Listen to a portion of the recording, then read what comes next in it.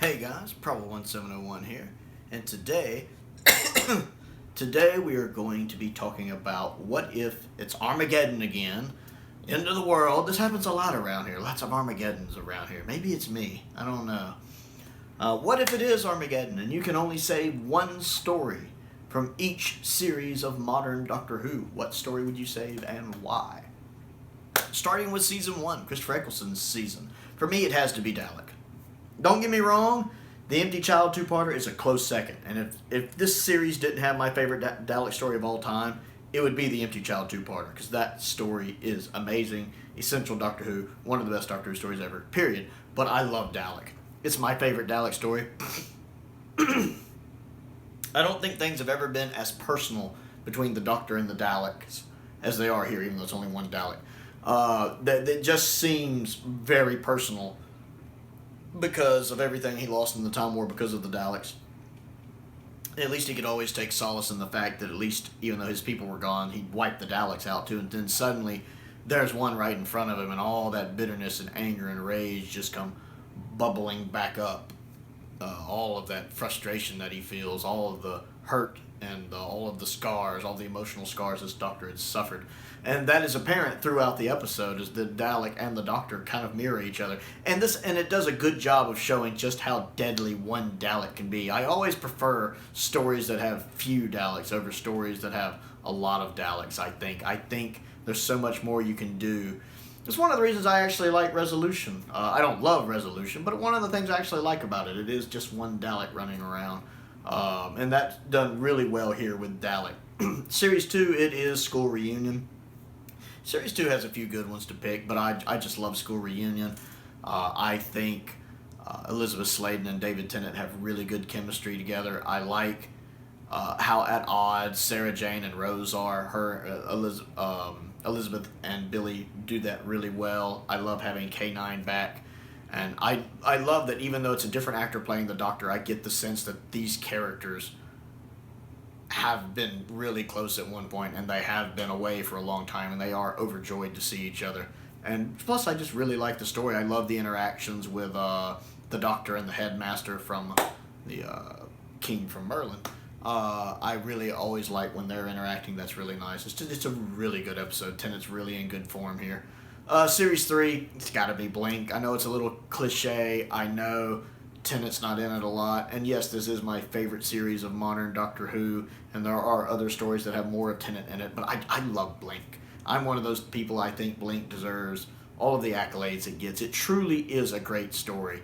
If there's any watering down to the Weeping Angels, it's because of their overuse later.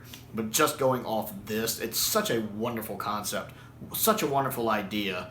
And taking a common thing, statues, and making them deadly and dangerous in such a conniving way. And the way they kill you is very creative and well thought out. This really is Moffat when he's firing on all cylinders.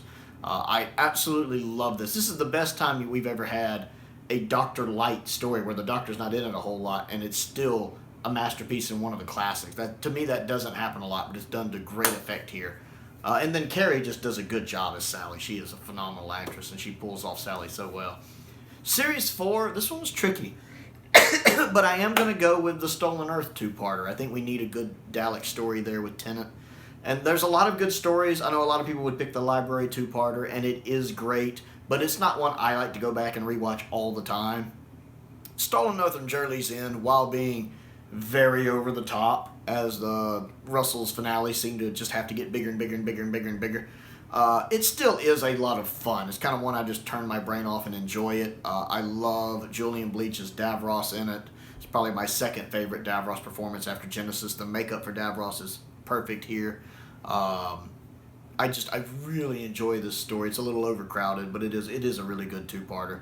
The specials, the Tennant specials, I'm going to say Planet of the Dead. I know that's a lot of people's least favorite, but I really enjoy Planet of the Dead. I like the idea behind it. I think David Tennant and Michelle Ryan have good chemistry, and I love the Doctor and her together. They have this little flirtatious nature that I like. It's fun.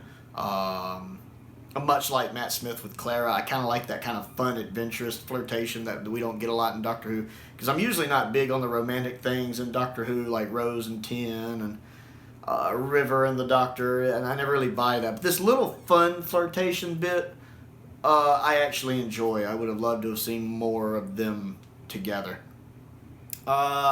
Series 5, 11th Hour. I've raved about 11th Hour before. I think Matt Smith is perfect in 11th Hour. It's easily, I think, objectively the best post-Regeneration story, and it's my second favorite after Robot. That's just because I subjectively love Robot. It's really good, and Matt Smith firing on all cylinders. I absolutely love the 11th Hour. Series 6 is a little tricky because it is a mixed bag, because I like the Impossible Astronaut two-parter with Day of the Moon. That's good. I really like, I think The Girl Who Waited is that series, isn't it? I think it's Series 6, and it's really good. And then I also like The Doctor's Wife, and I'll probably go with The Doctor's Wife with the TARDIS. I'd probably keep that one. Like I said, it's a little trickier to pick there, but probably The Doctor's Wife. That one is a lot of fun. Well, I don't know if fun's the right word, but it's a good episode. Series 7. Do I count Series 7 as 1 or 2? I'll count it as 1 just to be fair. And it's really tricky because I love A Town Called Mercy, and I enjoy Asylum of the Daleks because it's just silly fun, even if it has more plot holes than anything. But it's a lot of fun. I think I'll go with The Bells of St. John, though. That's probably the most underrated one on this list. I actually really enjoy The Bells of St. John. Again, I like that Matt Smith Clara flirtation they have going on, and it's very evident in this episode. And Matt Smith looks like he's having a lot of fun in it. Jenna Coleman looks like she's having a lot of fun in it. And I like the idea of just something in the Wi-Fi. I actually really, really enjoyed this episode. I like the incidental music for it, too. It's just fun, and I like fun. Series 8 was, again, a little tricky because Series 8 is a very mixed bag. The bad episodes tend to be really bad, and the good episodes tend to be really good.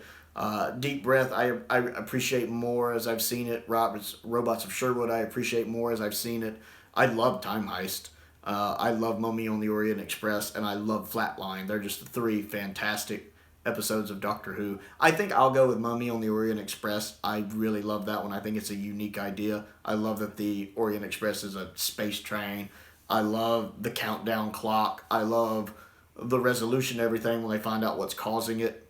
I love the fact the Doctor can't save everybody. And I love the fact he actually does have some humorous moments here. He's not always dark Capaldi in Series 8. I love that. I will be your victim this evening. Are you my mummy? I love that. I like the little bit of humor there, and watching his Doctor quickly in that 60 seconds work it out. I enjoy that. Capaldi really shines in this episode, Capaldi's good in all of his episodes, don't get me wrong. Even if I don't like some of the characteristics of his Doctor, Capaldi, it just always steals the show. He's a phenomenal actor, and he's phenomenal as the Doctor.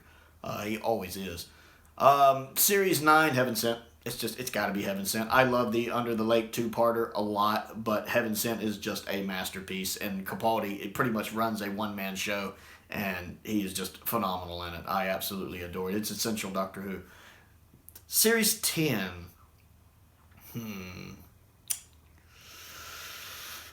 I don't really know. Well, no, I take that back. It's got to be World Enough of Time and Dr. Falls. Series 10 has some ups and downs. It's pretty consistently good, but it has some ups and downs.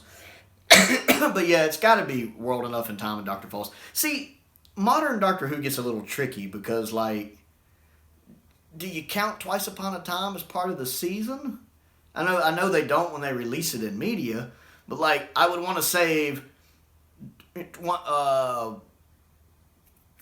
World Enough in Time, Dr. Falls, and Twice Upon a Time, because they're kind of a trilogy. So if I could cheat and save all 3 of them, I would want to do that. I mean, if I can't, then I would still save World Enough in Time and Dr. Falls, because it's phenomenal. And then if I could somehow cheat and squeeze Twice Upon a Time in there, I would. It's much like with Series 7.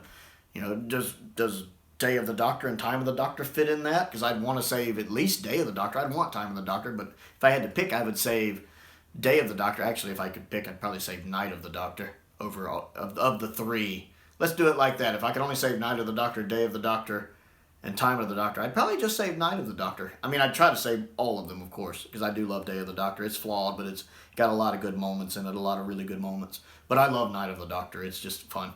So it gets a little tricky with theirs, with wondering what you include the Christmas specials with. Because Husbands of Ritter Song is another good one I'd love to keep. I actually really enjoy that episode. But yeah, definitely World Enough in Time and The Doctor Falls. Series 11.